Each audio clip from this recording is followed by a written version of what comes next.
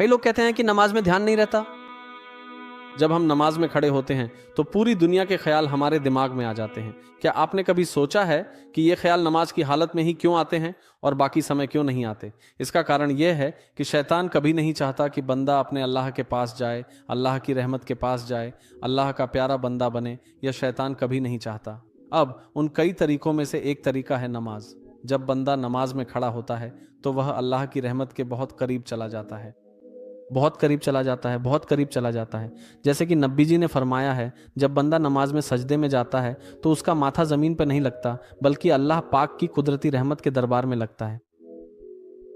तो सोचिए आप कितने करीब चले जाते हैं। एक बार ध्यान से सोचिए, जब आप नमाज में खड़े होते हैं, सजदा करते हैं, तो शैतान ये बर्दाश्त नहीं कर पाता, क्योंकि शैतान का वादा था, उसका चैलेंज था कि वह आपको और मुझे जहन्नुम में ले जाएगा। लेकिन नमाज की वजह से हम अल्लाह के और करीब चले जाते हैं। इसी वजह से बाकी समय जो ख्याल नहीं आते वे नमाज के वक्त आते हैं।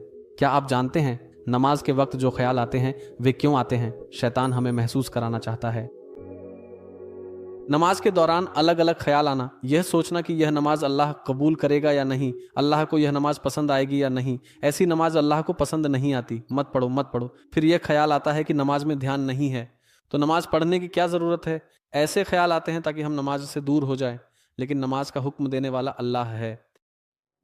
हम तो बंदे हैं, हम अल्लाह के हुक्म को मानने के लिए नमाज पढ़ते हैं। जितना हो सके पूरी कोशिश और अच्छे तरीके से नमाज अदा करने की कोशिश करेंगे।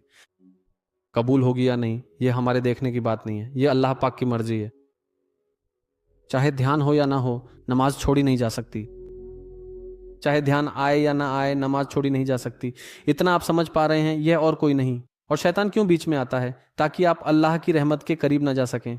तब अगर हो सके तो इतना कहें, शैतान साहब जो करना है करो, मैं रुकू बंद नहीं करूंगा, मैं सजदा देना बंद नहीं करूंगा।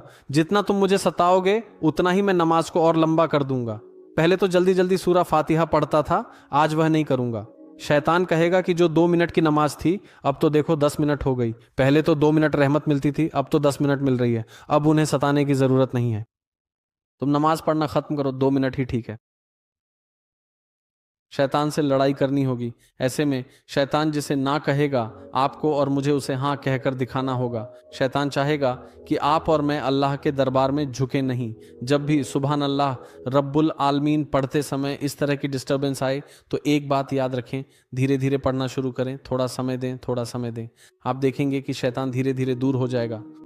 ये एक दिन में नहीं होगा, एक हफ्ते में भी नहीं होगा, लेकिन करते रहे, आप देखेंगे कि धीरे धीरे शैतान आपसे, खासकर नमाज के मामले में, दूर चला जाएगा।